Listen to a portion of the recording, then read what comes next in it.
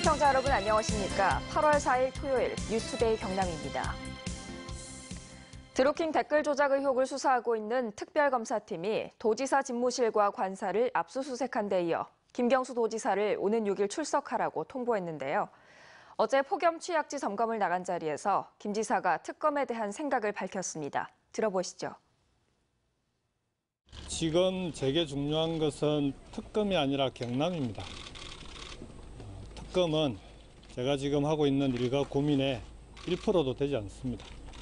경남의 어려운 경제를 살리고 폭염까지 겹쳐서 힘들어하고 계시는 경남 도민들의 민생을 살피는 일이 저에게는 무엇보다 중요한 일입니다.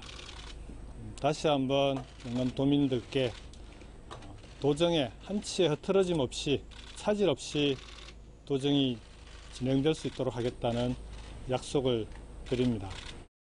빗나간 그리고 잘못된 추측 보도가 난무하는 상황을 하루속히 정리하기 위해서라도 특검은 조속히 저를 소환해서 조사를 해주시길 부탁드리겠습니다. 특검의 소환에 대해서는 언제든지 당당하게 응할 것입니다. 그리고 필요한 내용은 어떤 내용이든지 충분히 소명하고 해명할 것입니다.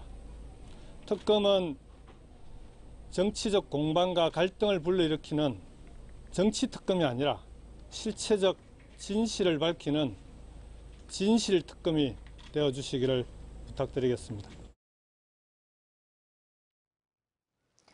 현재 중학교 3학년이 치를 2022학년도 대입부터 수능 비율을 높여야 한다는 공론화위원회의 의견과 관련해 박종훈 교육감이 반대 의견을 냈습니다. 박 교육감은 학생부 종합전형이 공교육 정상화에 가장 좋은 방법이라며 깜깜이 전형을 보완할 방법을 생각해야지 뿌리째 흔들어선 안 된다며 밝혔습니다. 진보 교육감들이 잇따라 정시 확대에 반대 의견을 내는 가운데 조만간 전국 시도 교육감 협의회 차원에서도 대응책이 마련될 것으로 보입니다.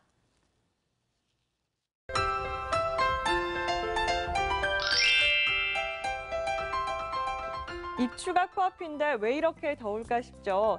어제 창녕의 낮 최고 기온은 37.1도로 경남에서 가장 높았습니다. 따뜻한 남서풍이 들어오고 뜨거운 일사까지 더해지면서 어제보다 더 덥겠습니다. 창녕, 밀양, 합천 39도까지 오르며 40도에 육박하는 불볕더위가 이어지겠습니다.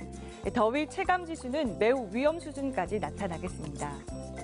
위성 영상입니다. 북태평양 고기압의 영향으로 대체로 맑겠는데요. 서부 내륙을 중심으로만 오후 한때 구름의 양이 많아지겠습니다. 미세먼지 농도는 보통 수준을 보이겠고요. 내일도 공기질은 깨끗하겠습니다. 이어서 자세한 지역별 날씨입니다. 불쾌지수는 전원이 불쾌감을 느끼는 80을 넘어서겠습니다. 마음을 편안히 갖고 충분히 휴식을 취해주시기 바랍니다. 낮 최고 기온은 양산 의령 38도까지 치솟겠습니다. 단 한 곳도 빠짐없이 폭염 경보가 내려졌습니다. 자외선도 매우 강하겠고요. 오존 농도는 나쁨 단계까지 오르겠습니다. 낮 최고 기온은 진주 36도, 하동 37도가 전망됩니다. 바다의 물결은 최고 2m까지 일겠습니다. 8월 중순까지 폭염은 이어질 것으로 보이고요. 다음 주 월요일에는 소나기 소식이 있습니다. 날씨 정보였습니다. 예산 전액 삭감으로 무산 위기에 놓였던 거창국제연극제가 가까스로 개막했습니다. 하지만 올해 연극제는 30주년이 무색할 만큼 해외 공연팀 하나도 없이 반쪽짜리 축제로 치러지고 있습니다. 이종승 기자입니다. 거창국제연극제 개막작 비보이를 사랑한 발레리나입니다. 아름다운 발레와 무더위를 날려줄 강렬한 브레이크 댄스를 함께 즐길 수 있는 국내 대표 뮤지컬입니다. 공식 초청작은 개막작과 카르멘, 불매 등 국내 4개 팀과 대학 5개 팀의 무료 공연이 전부입니다. 최근 거창군 의회가 연극제 예산 5억 원을 전액 삭감하는 바람에 해외 공연팀 초청은 무산됐습니다. 외국의 좋은 작품들이 오기로 되어 있었는데 그것이 무산된 것이 너무나 안타깝고요. 하지만 국내의 기라성 같은 아주 좋은 작품들이 여러분들을 기다리고 있습니다. 지난해에는 거창군과 연극진흥회의 갈등으로 비슷한 연극제가 두 곳에서 동시에 열려 이중 개최라는 비판을 샀습니다. 올해도 주민과 출향 인사, 연극인들의 도움으로 가까스로 무대는 열었지만 반쪽짜리 연극제로 전락하고 말았습니다. 축소해서 개최하게 되었습니다. 기쁘게 생각하고 앞으로는 좀 안정적인 그런 시스템을 구축하고 지원해서 좀 더 풍성한 축제가 되었으면. 지역민들은 30년 동안 국내외 2,000개 극단과 400만 명의 관객이 다녀간 거창 연극제가 내년에는 제위상을 되찾길 바라고 있습니다. 연극제는 이곳 수성대 축제극장에서 시원한 연극을 본다, 깨끗한 인생을 산다는 슬로건으로 12일까지 계속됩니다. MBC 뉴스 이종성입니다. 40여 년 전 벨기에로 입양된 두 남성이 친부모를 찾기 위해 창원에 왔습니다. 이들은 지난 2010년부터 한국과 마지막 인연이 있던 창원을 여러 차례 찾아 친부모를 만날 수 있기를 염원하고 있습니다. 서윤식 기자가 취재했습니다. 48살 박산호 씨와 52살 박정술 씨가 아동복지시설인 마산 에리원을 찾았습니다. 벨기에로 입양되기 전 머물렀던 곳입니다. 박산호 씨는 2살 때인 지난 73년 이곳에 맡겨졌다가 그해 8월 입양됐습니다. 수용자 대장에 남아있는 건 생년월일 등 서너 줄의 기록과 사진 한 장뿐. 그래도 그는 포기하지 않고 2010년부터 가족과 함께 한국을 잇따라 찾아 전단지까지 배포하며 친부모를 수소문했습니다. Don't give up because we have right to know, and it's a part of my human being. It's missing. Yeah. 박정술 씨는 5살 무렵인 71년 에리원을 거쳐 그해 8월 입양됐습니다. 상담 지원 교사로 일하고 있는 정술 씨는 두 자녀를 키우며 한국의 부모님을 떠올렸다고 했습니다. 나의 뿌리와 정체성을 찾고 싶을 뿐 친부모에 대한 원망은 지난 40여 년 세월과 함께 사유였습니다. For me, it's more important to know them and to learn to know who they are, maybe why, but I will never blame them. 창원시는 경찰의 협조를 받아 산호 씨와 정술 씨의 DNA를 등록하고 부모를 찾는 데 힘을 보태기로 했습니다. 벨기에로 떠나기 전 홀트 아동복지회에서 찍은 두어 장의 사진입니다. 산호 씨와 정술 씨는 어릴 적 모습으로 남아 친부모에 대해 알고 있는 시민들의 연락을 간절히 바라고 있습니다. MBC 뉴스 서윤식입니다. 경상남도가 이번 폭염을 재난으로 정하고 자연재난에 준하는 단계별 대응책을 시행합니다.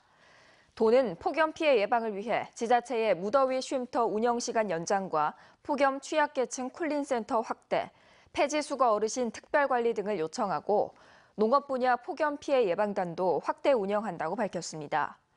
또 주의보와 경보 2단계인 폭염특보 판단 기준을 자연재난과 같은 4단계로 세분화해 단계별로 비상대응 TF팀을 운영하기로 했습니다.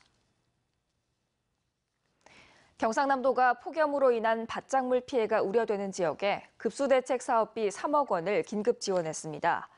도는 가뭄에 대비하기 위해 올 상반기에 74억 원을 투입했으며 폭염으로 밭작물 피해가 우려돼 급수대책 사업비를 추가로 지원했다고 밝혔습니다.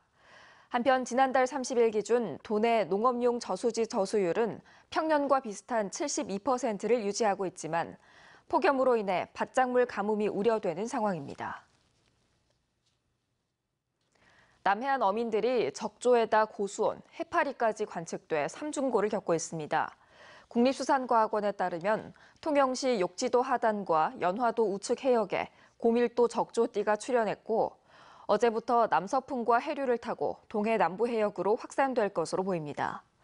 또 거제시 이룬면 해역의 수온은 평년보다 5도가량 높은 27.4도까지 올랐고 통영시 사량도 인근 해역도 27.2도를 기록했습니다.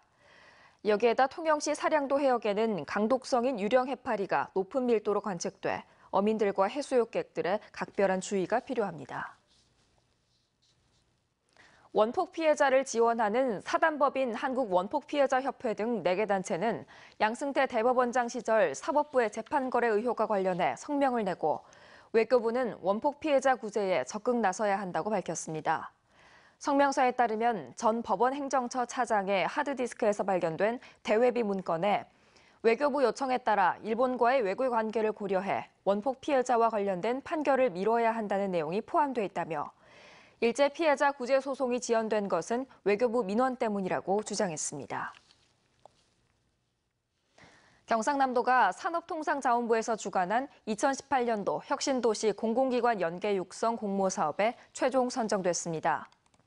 혁신도시 공공기관 연계 육성 사업은 혁신도시에 이전한 공공기관의 기능을 기반으로 지역 내 산학연 혁신 생태계를 조성해 지역 산업의 경쟁력을 강화하는 사업으로 2022년까지 5년간 모두 176억 원이 투입돼 진주 혁신도시에 개방형 혁신연구실을 구축해 지역 기업들이 관련 장비를 무료로 자유롭게 이용할 수 있도록 돕습니다. 진주시가 농림수산식품부, 한국농수산식품유통공사와 함께한 전국 161개 농산물 전문 생산단지 운영 실태 평가에서 지역 내 13개 수출단지가 최우수 단지로 선정됐다고 밝혔습니다.